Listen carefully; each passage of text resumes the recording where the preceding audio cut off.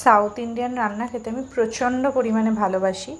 তো অনেক দিন থেকেই অপেক্ষা করেছিলাম ওপেনিং ডের। আজকে আসামের ওপেনিং ডে। ওয়েদারটা খুব বেশি ভালো ছিল বলবো না, তবে আমি যখন ভিজিট করেছি তখন বৃষ্টি হচ্ছিল না। ইউনিভার্সিটি থেকে ডাইরেক্ট এসে টুকটুক করে আসামে আমি এসছি। আজকে একাই এসছি আমি, কারণ লোভ সামলাতে পারছিলাম না। যথারীতি দোকানে ঢুকলাম, দেখলাম প্রচুর অনেকে বসে আছেন, অনেক অনেক লোক। তো আমি বসলাম গিয়ে। আর একা রেস্টুরেন্ট বা কোথাও খেতে আমাদের কেমন ইতস্তত লাগে, ওই ইতস্তত ব্যাপারটাকে কাটিয়েই আমি একা গিয়ে বসেছি, মেনু দেখেছি। ওয়েটিং পিরিয়ডে দাদা আমায় একটা সুন্দর কফি খাইয়েছে। ফিল্টার কফি আজ পাইনি, normal coffee, milk coffee with little sugar আমি বলেছিলাম। খুবই সুন্দর কফিটা ছিল।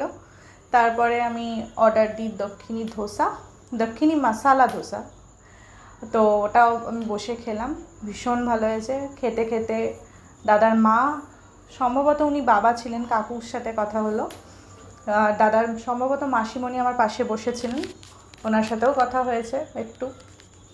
আর বাড়িতে আমি প্যাক করিয়ে এনেছি ক্রিসপি ফ্রায়েড ইডলি, ঘি পড়ি ইডলি।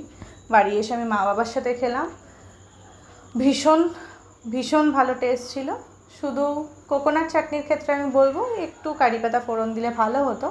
তো সেটাই আমি রিভিউতে লিখেওছি আর ভয়েস ওভারেও বললাম। তোমরা সবাই ভালো করে ভিজিট করো একবার অন্তত। খেতে যারা সাউথ ইন্ডিয়ান লাভার তাদের নিশ্চয়ই ভালো লাগবে। সাউথ ইন্ডিয়ান রান্না খেতে আমি প্রচণ্ড পরিমাণে ভালোবাসি।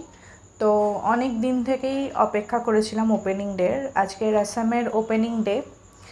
ওয়েদারটা খুব বেশি ভালো ছিল বলবো না, তবে আমি যখন ভিজিট করেছি তখন বৃষ্টি হচ্ছিল না।